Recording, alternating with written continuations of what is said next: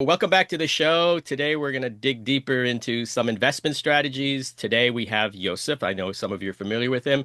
Little background on Yousef. He holds an MBA from Boston University. He does bachelor work at Johns Hopkins University. He's a real estate investor, and right now he manages a portfolio just under $1 million. Yousef is going to talk to us a little bit about a dividend paying out stock. But I think the first question everybody has as a beginner is what is the difference and what is a dividend paying stock, and where do we find these elusive money paying That's a unicorns? great question, Isvar. So when companies earn money, they earn profits, they have a choice to make. Some of them choose, like Amazon, for example, to retain the earnings completely into the business and continue to expand and grow through capital expenditures, increased employee hirings, and basically reinvesting back into the business to compound shareholder growth so that the value of your share goes up.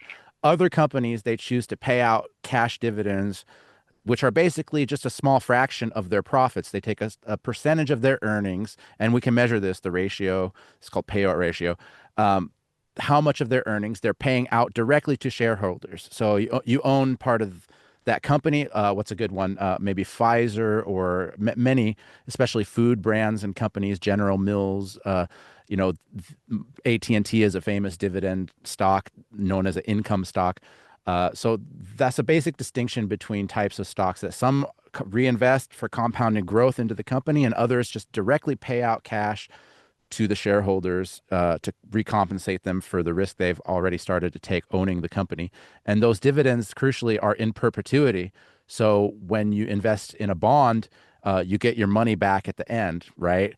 Like a bank that loans you money for your house, and eventually they get repaid the full amount. But when you own a share, you own the dividend in perpetuity. So the company owes you that slice forever. I just wonder, could you please recommend for the beginner, what is better? Focus on the simple type of stocks and then like adding dividend type, or you can do it from the beginning. Just buy this one, that one, and dividends type also. I, What is I your opinion? think it depends on your preferences as an investor, and believe it or not, it depends on your age a lot too. If you're younger, and if younger people tend to be more have a higher risk appetite. So if you're younger and you have a longer investing horizon, you can definitely invest less in dividends and more in growth stocks.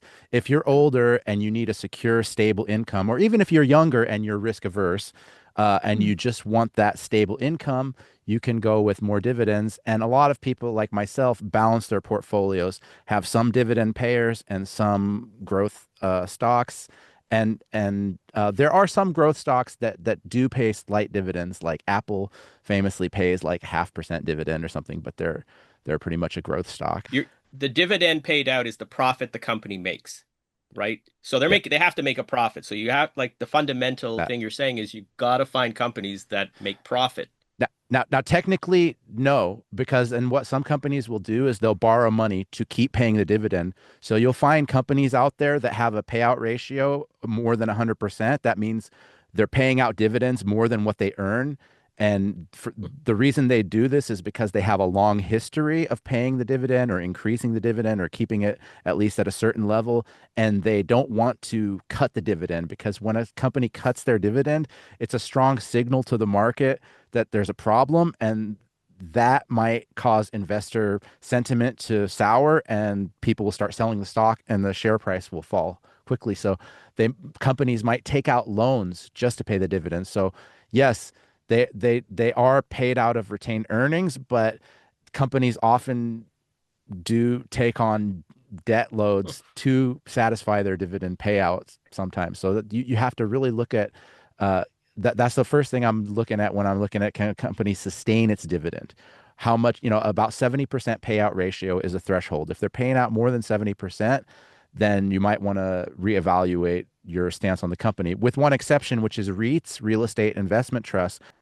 It's kind of like owning a commercial property, except it's like a bundle of properties. It's kind of like a real estate investment trust. It's kind of like what it sounds like. They're legally required to pay more than 90% of their profits and earnings out as dividends. So with that exception, that 70% rule is kind of rule of thumb. If it's higher than that, can they really sustain? What company can really sustain paying 80, 90% of its profits out and not reinvesting back in the company for growth, to fend off competition, to innovate, right? Yeah, And that's a for really interesting point. I mean, borrowing money to pay a dividend seems like a risky thing to do. if you watch this video, please leave a comment. Maybe open questions will left, and we can cover them in the next video.